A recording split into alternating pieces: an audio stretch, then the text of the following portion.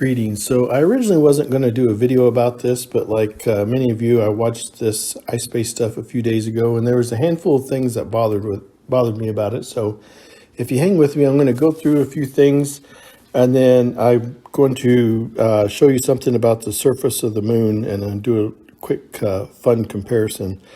Okay, so this is from iSpace. It says, we've received another incredible photo from the camera on board our Mission 1 lander, seen here in the lunar Earth side during solar eclipse, captured by the lander-mounted camera at an altitude of about 100 kilometers or 62 miles from the lunar surface. The moon hung perfectly between the sun and the Earth at this moment. So with this photo here, I just want to look at it. It's so this black spot down here is the shadow of the moon on the Earth, supposedly. Now, I don't think this is a real photo. I'll just flat out say that. To me, it looks like 1995 computer graphics. But the things that really bother me is there's too much shadow on this side. The sun should be directly behind us. So I don't think you'd see such hard shadow lines here.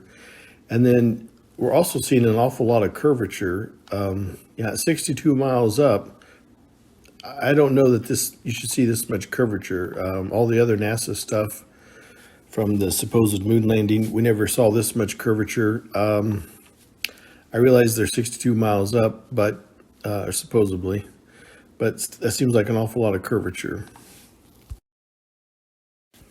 So the other thing is the brightness of the moon. I already made a video about the nighttime luminaries and the inverse square law pertaining to light, and I just was expecting the moon to be a lot brighter than this. I think this is something that they always get wrong when they try to fake these photos. So let's take a look at some of the footage. It's just beautiful.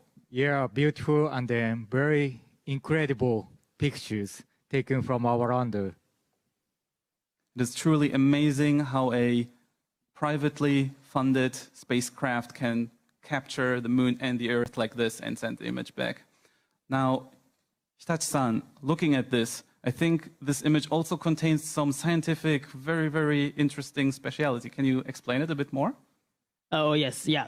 So this is the picture of the Earth light on the moon, but most interestingly, as you can see, if you can take a very closer look at the Earth, so we see actually the shadow of the moon on the Earth. So you see that black spot there, close to the Australia. So this is actually the shadow of the moon. So we took this picture during the solar eclipse. So it's really interesting to see this kind of the phenomena, not from the Earth, but from the lunar orbit. So this is very interesting and very exciting picture. Thank you, Hitachi-san. And I believe we also have a video that I would like to share with you. Wow. Hakamada-san, doesn't this look amazing? Well, this is real video. Yes. Not CG. No. It's amazing. It's really hard to believe.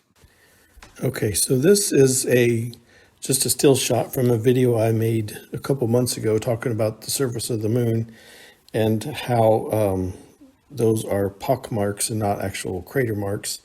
And I took some mud and some water and mixed it in a pan and just boiled it, and then just let it dry out, and it looks very, very similar to the surface of the moon.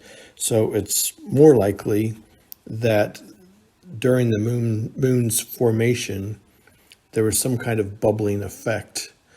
Something, it's probably some kind of plasma, I'm not sure, but some kind of bubbles rose to the surface and popped and left these pock marks. And I'll talk about that in the video. But anyway, I just want to throw that out there since they, as a bonus, showed the surface of the moon. I wanted to show this, which is nothing more than my little experiment that I did in the kitchen.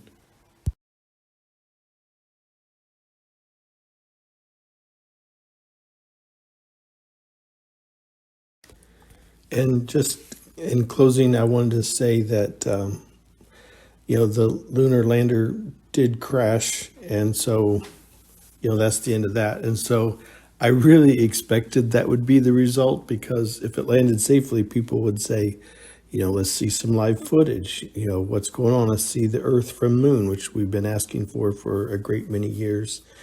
And so they're not ready to deal with those things. The CGI guys still need to work on all that. So I'm not surprised that it had the crash landing. I expected that as much. Anyway, do your own research, draw your own conclusions. I always encourage my audience to check things out, think for themselves. But thank you very much for watching.